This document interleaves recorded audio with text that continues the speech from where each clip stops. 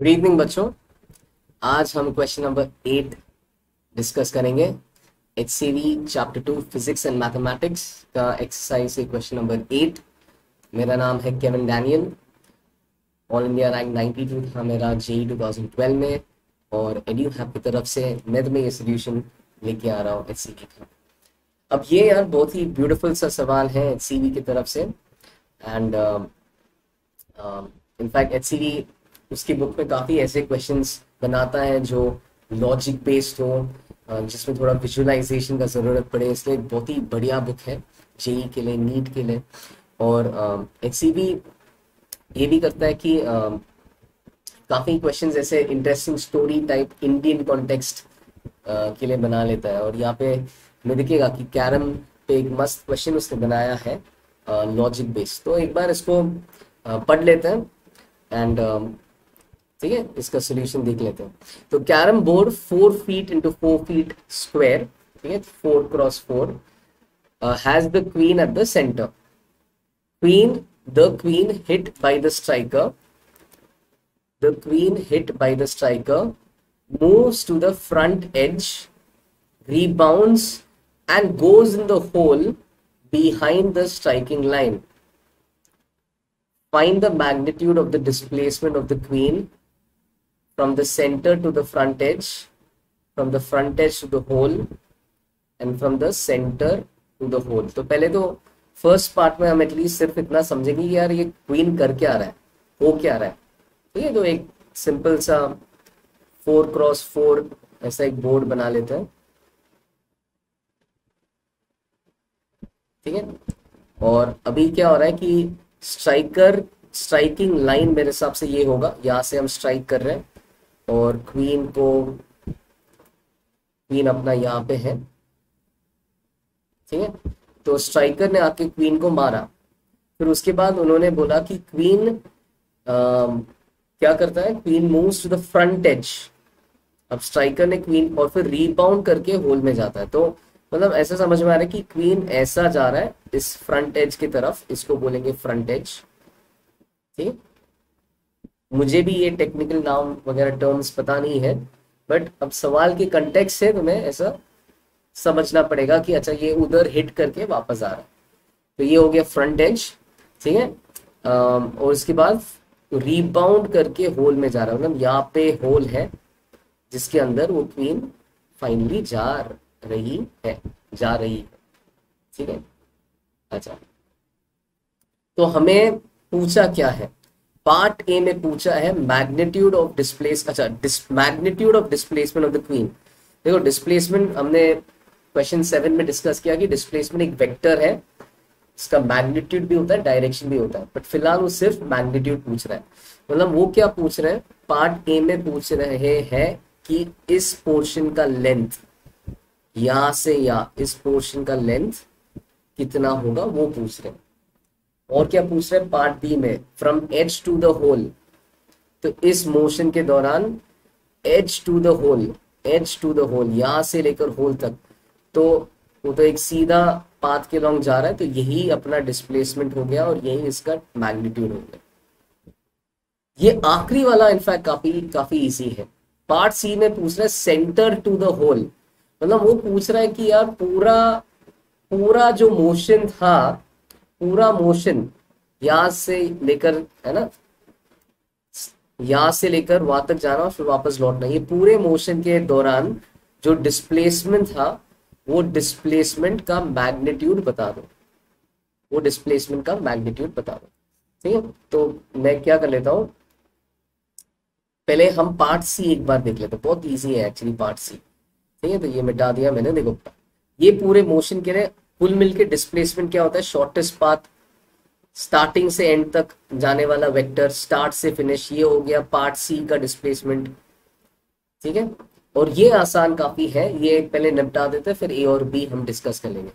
तो पार्ट सी में ये जो पोर्शन का जो लेंथ है, ठीक है, वैसे देखे जाए तो वो कितना हो जाएगा, तो ये जो अपना क्वीन एग्जैक्ट सेंटर पे था, बिकॉज क्वीन एग्जैक्ट सेंटर पे था, है ना, क्वीन का लोकेशन ये कैरम बोर्ड को 4 पार्ट में डिवाइड कर लेगा। और ये जो लेंथ होगा, अगर ये पूरा 4 है, ये पूरा अगर 4 फीट है, तो इतना सा लेंथ जो है हमारा वो हो जाएगा 2 फीट। ठीक है, ये लेंथ हो जाएगा 2 फीट। ठीक है, और फिर ये लेंथ भी अगर पूरा 4 था, तो इतना सा लेंथ फिर से हो जाएगा 2 फीट।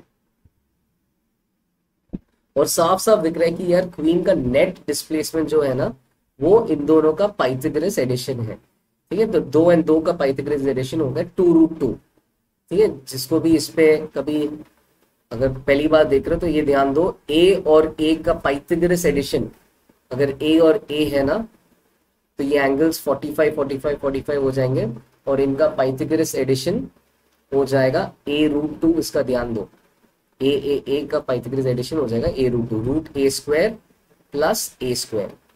ठीक है, एंड उसमें क्या कर सकते हैं, रूट ए स्क्वायर इंटू 2 हो जाएगा। ए स्क्वायर को बाहर ले लो, 2 को अंदर छोड़ दो, a√2 हो जाएगा। ठीक है, तो यहाँ पे a की जगह क्या है 2, तो 2 और 2 का रिजल्टेंट कितना हो जाएगा, इसका रिजल्टेंट हो जाएगा 2√2। 2√2, यहाँ पे ये रिजल्ट आ गया 2√2। ठीक है, तो सी पार्ट का आंसर है 2√2 फीट। 2√2 फीट। ये शायद मैं इसको कवर कर रहा हूँ, तो यहाँ पे लिख लेते हैं, सी का आंसर है 2√2 फीट। ठीक है, और क्या ये सही है, 2√2 फीट सही है। तो पार्ट सी काफी आसान था। पार्ट ए पार्ट बी में थोड़ा सा विजुअलाइजेशन और इमेजिनेशन चाहिए, तो उसके लिए हम अगले पेज में चले जाते हैं। ठीक है, देखो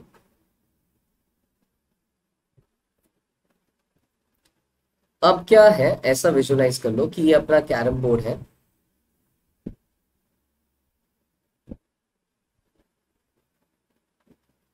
ठीक, और ये अपना क्वीन है।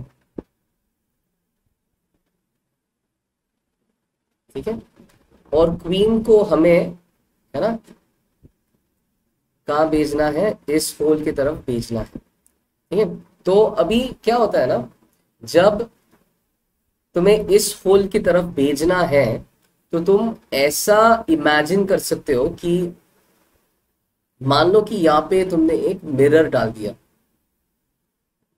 कैरम के इस तरफ एक मिरर डाल दिया। ठीक है, और कैरम के इस तरफ मिरर डालने के कारण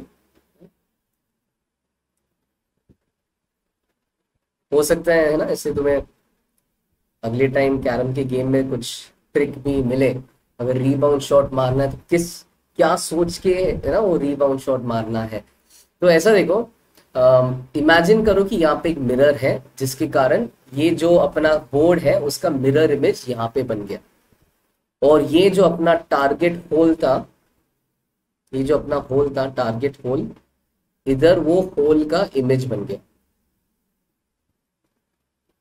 ठीक है, और अब तुम क्या करो ना, ट्रिक ये है कि तुम इस कैरम, मतलब इस क्वीन को ऐसा हिट करो कि तुम क्वीन को कहां भेजना चाह रहे हो, तुम क्वीन को उस होल की तरफ भेजना चाह रहे हो, इस होल की तरफ भेज दो। ठीक है, वो होल का इमेज मन में रख के उस होल की तरफ भेज दो। ठीक है, और फिर क्या हो जाएगा, ये इधर हिट करके रीबाउंड हो जाएगा, और है ना, चले जाएगा इस होल में, चले जाएगा इस होल में। और ये ऐसा क्यों होता है ना, क्योंकि मतलब वैसा देखा जाएगा, यहाँ पे अगर मान लो मेरे पास यहाँ पे एंगल थीटा था, ठीक है, और यहाँ पे एंगल थीटा था, तो ये जब रीबाउंड होता है ना, तो रीबाउंड होता है ओबेइंग लॉज ऑफ रिफ्लेक्शन। ठीक है, आगे कोलिजन में भी सीखेंगे हम। तो यहाँ पे भी ये रिफ्लेक्टेड एंगल भी थीटा हो जाएगा। ठीक है, तो इंसिडेंट एंगल भी थीटा था, रिफ्लेक्टेड एंगल भी थीटा। वेराज यहाँ पे अगर तो ये स्ट्रेट लाइन है, स्ट्रेट लाइन तो एक दूसरे स्ट्रेट लाइन, दो पैरेलल लाइन के साथ सेम एंगल बनाता है, तो ये थीटा है, वो भी थीटा हो गया, और फिर उसके बाद क्या थीटा हो गया, ये भी थीटा हो गया, ये भी थीटा हो गया। तो हमने इससे क्या प्रूव कर लिया कि ये जो लाइन है वो एग्जैक्टली इस लाइन का मिरर इमेज है। ये तो वापस देखो, ये स्ट्रेट लाइन था, ये थीटा था, ये थीटा था, ये भी थीटा हो गया, तो ये लाइन इसके साथ थीटा बना रहा है। अब हमने ये जो लाइन है असली वाला रिबाउंड के बाद जो डायरेक्शन है, हमने देखा कि यार लॉज ऑफ रिफ्लेक्शन ओबे करके ये भी थीटा बनाता है, मतलब ये और ये मिरर इमेज है। तो जो भी हम, अगर यहाँ पे है ना, अगर यहाँ पे एज नहीं होता और ये बोर्ड एक्सटेंड करता, तो जिस डायरेक्शन में अपना क्वीन जाती थी ना, तो उसी का ऑपोजिट, उसी का इमेज सिर्फ उस डायरेक्शन में जाने की जगह इस डायरेक्शन में क्वीन जाएगी। ठीक है, तो ये ऐसा, आई होप अब तक तुम्हें थोड़ा विजुअलाइज हो गया हो कि तुम्हें इस होल में डालने के लिए तुम्हें उस डायरेक्शन में भेजना है, बस वहां पे उस डायरेक्शन में जाने की जगह सेम सेम चीज उस तरफ करने की जगह इस तरफ करेगा, क्योंकि ये वॉल उसको उधर जाने की जगह इधर भेज देगा। ठीक है, वो आइडिया है। अच्छा, अब चलो निकाल देते हैं यार ये सब डिस्प्लेसमेंट। तो अभी हमने ये सब ड्रॉ कर लिया, ये थोड़ा एंगल वगैरह मिटा देता हूँ, और अब ये डिस्प्लेसमेंट क्वीन का फर्स्ट पार्ट क्या था, फर्स्ट पार्ट था displacement of the queen from, कहां से का, displacement of the queen from here to here, front edge से लेकर, सेंटर से लेकर फ्रंट एज तक। ठीक है, तो ये पोर्शन का डिस्प्लेसमेंट या लेंथ चाहिए, और उसके बाद ये पोर्शन वहां से होल तक का डिस्प्लेसमेंट चाहिए। बट अब वो करने की जगह हम क्या करेंगे, पहले ना हमें अभी पता है कि क्वीन इस पाथ के लॉन्ग जा रहा है, तो ये एक बार मैं ट्राइंगल को थोड़ा अच्छे से हाईलाइट कर लेता हूं। तो कौन सा ट्राइंगल, ये अपना, ये ट्राइंगल को हाईलाइट कर लेते हैं। ठीक है, इस ट्राइंगल पे थोड़ा सा फोकस करते हैं।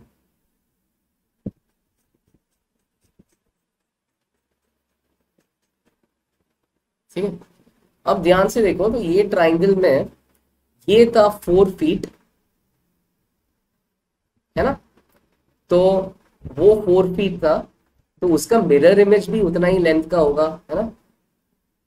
तुम मिरर से 4 फीट पीछे खड़े हो जाओगे, तुम्हारा इमेज भी मिरर से, मतलब तुम मिरर से 4 फीट सामने, 4 फीट की दूरी पे खड़े हो जाओगे, तो तुम्हारा इमेज भी 4 फीट मिरर के पीछे उतना ही दूर इमेज बनेगा। ठीक है, तो ये पॉइंट है ना, ये लेंथ भी 4 फीट हो गया, बिल्कुल इसी की तरह ये भी 4 फीट हो गया, और ये अपना आधा, जैसे हमने पिछले पेज में बात की, ये 2 फीट हो गया, और ये भी है ना आधा, तो ये मतलब जैसे ये पूरा 4 फीट है, और ये उसका आधा हो गया, 2 फीट हो गया।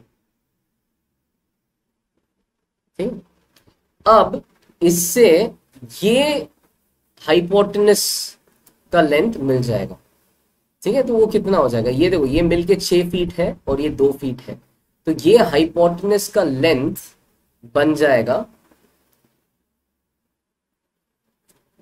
ये हाइपोटेनस का लेंथ बन जाएगा, कलर चेंज कर रहा हूं, बन जाएगा रूट ऑफ, एक तरफ है 6, दूसरी तरफ है 2, तो root of 6 square plus 2 square, तो ये हो जाएगा रूट ऑफ 36 प्लस 4, ये हो जाएगा रूट ऑफ 40।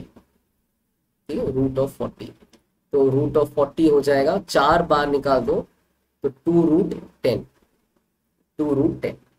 ठीक है, ये आ गया,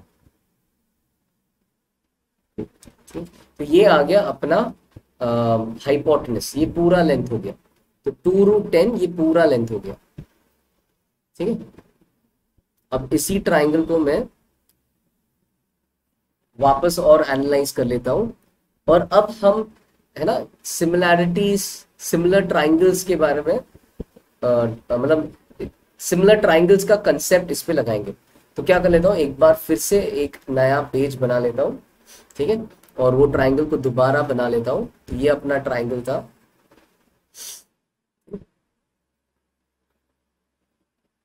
और ये 2 फीट था, ये 6 फीट था कुल मिलके, और ये अपना कितना था, 2√10, इतना आया था, 2√10। ठीक है। और अपना जो कैरम बोर्ड है वो ऐसा कुछ था कि अ,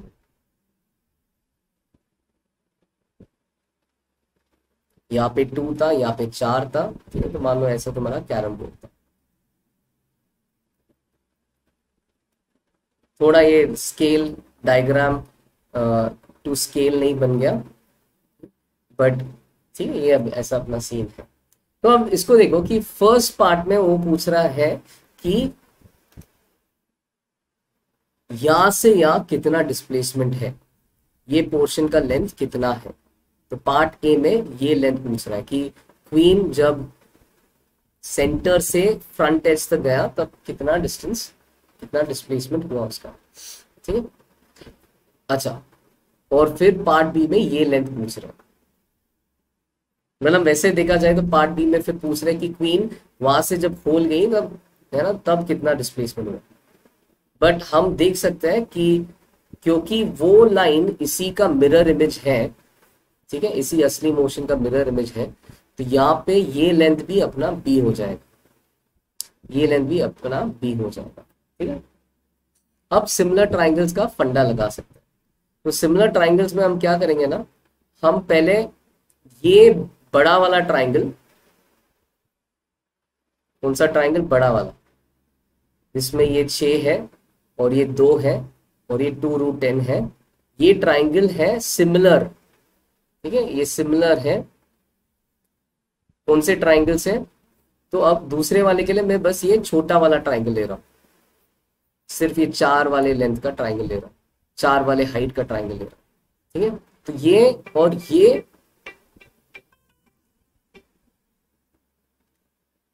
ठीक है, ये और ये, सॉरी बच्चों, ये और ये सिमिलर है।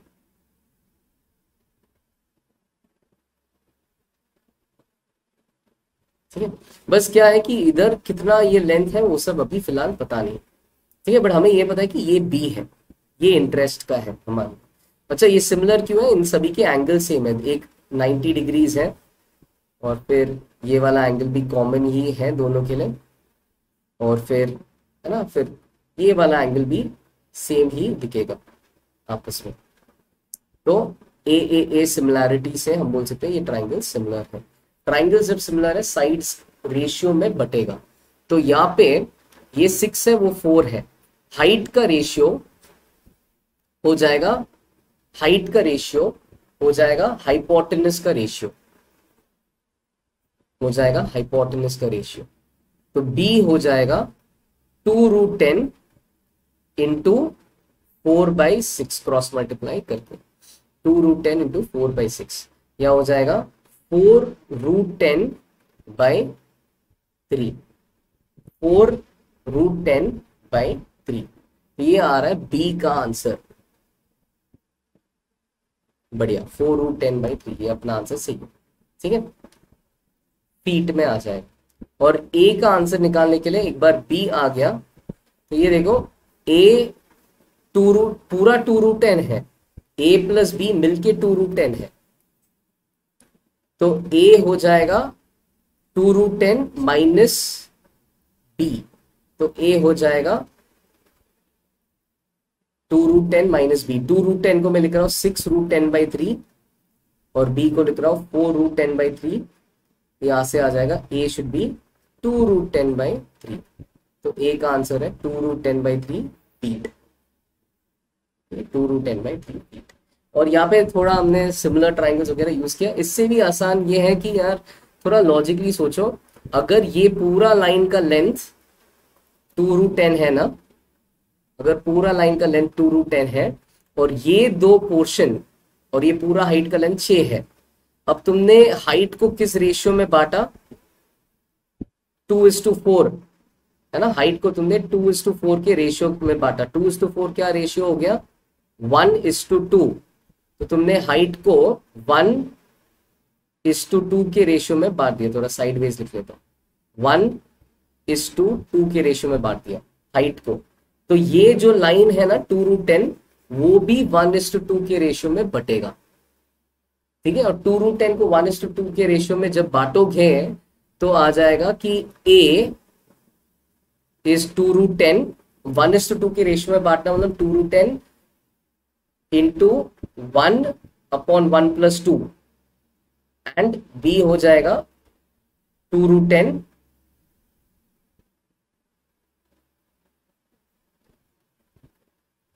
इंटू 2/1+2।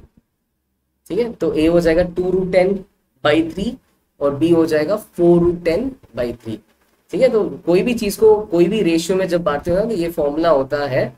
कई बार नंबर्स आसान होते हैं तो कुछ लोग को डायरेक्टली दिख जाता है, बट अगर किसी भी चीज को a को अगर तुम्हें बांटना है इन द रेशियो x:y, तो फॉर्मूला है, एक पार्ट हो जाएगा ax/x+y, दूसरा पार्ट हो जाएगा ay/x+y। ऐसा बांटते हैं इन एनी रेशियो। क्यों? इनको ऐड करके देखोगे तो ऐड करने पे आ जाएगा a into x+y upon x+y, मतलब a ही आ जाएगा जब इनको ऐड करेंगे, है ना। तो एडिशन तो a है, मतलब a को ही पूरा का पूरा हमने बांटा है। ठीक है, बट रेशियो लोगे तो साफ साफ दिख रहा है कि रेशियो x:y है, तो परफेक्ट है। इनका एडिशन a है, इनका रेशियो x:y है। फॉर एग्जाम्पल, अगर तुम 6 को 1:2 के रेशियो में बांटोगे तो वैसे दिख जाएगा, 2 और 4 दिख जाएगा, बट जिनको नहीं दिख रहा है तो मैं ऐसा कर सकता हूँ 6 इंटू 1/1+2 एंड 6 इंटू 2/1+2, तो आ जाएगा 6/3 2 एंड 6 इंटू 2/3 12/3 4। ठीक है, तो ऐसा बांटते हैं रेशियो में। ठीक है, तो वही हमने किया, 2√10 को 1:2 के रेशियो में बांट दिया, तो 2√10 इंटू 1/1+2 एंड 2√10 इंटू 2/1+2, और इसी से अपना 2√10/3 फीट ए का आंसर आ गया एंड 4√10/3 फीट बी का आंसर आ गया। ठीक है, तो होप तुम्हें इस सवाल में मजा आया बच्चों, और होप तुम्हें समझ में भी आया। Thank you, bye, nice day. अगले क्वेश्चन में मिलते हैं। EduHub, India's online learning hub. Download the app now.